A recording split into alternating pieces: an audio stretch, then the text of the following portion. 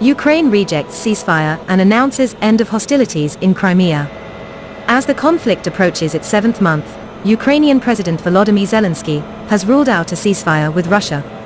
On August 23, at an international conference in Crimea, President Zelensky ruled out a ceasefire with Russia.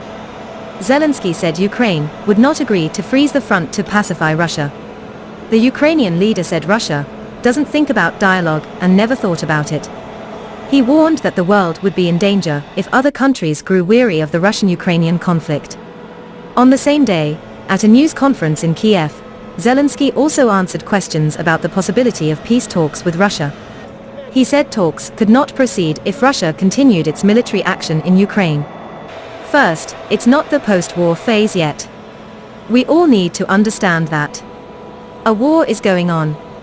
Second, things are going on in a way that the two sides can't negotiate. Third, Russia is spreading the story that Ukraine doesn't want peace. That sounds ridiculous, Zelensky said. President Zelensky said yesterday that Ukraine is strong enough to make the idea of retaking Crimea a reality. We will take back Crimea by whatever means we see fit, without consulting other countries. I understand that Crimea belongs to Ukraine and is waiting for us to take it back. We must win the war against Russian military action. That's why we need to free Crimea from control, Zelensky said. Everything starts and ends in Crimea, President Zelensky said. Zelensky's statement came amid a string of explosions in Crimea in recent weeks, including attacks on Russian military bases. Crimea was annexed to Russia in March 2014, after Ukraine and the West did not recognize it in a referendum. In peace talks with Ukraine, Russia made it clear that the Crimea issue is non-negotiable.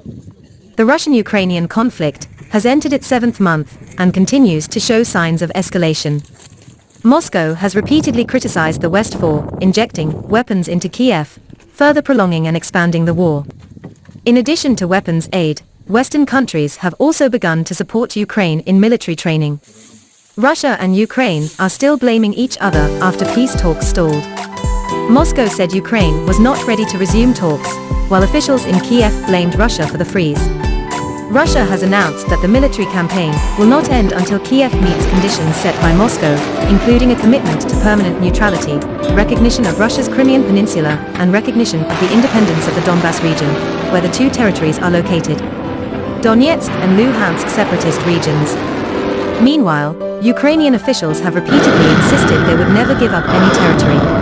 On the evening of August 7th, President Zelensky said in an online speech that Ukraine's position is not to cede territory to Russia.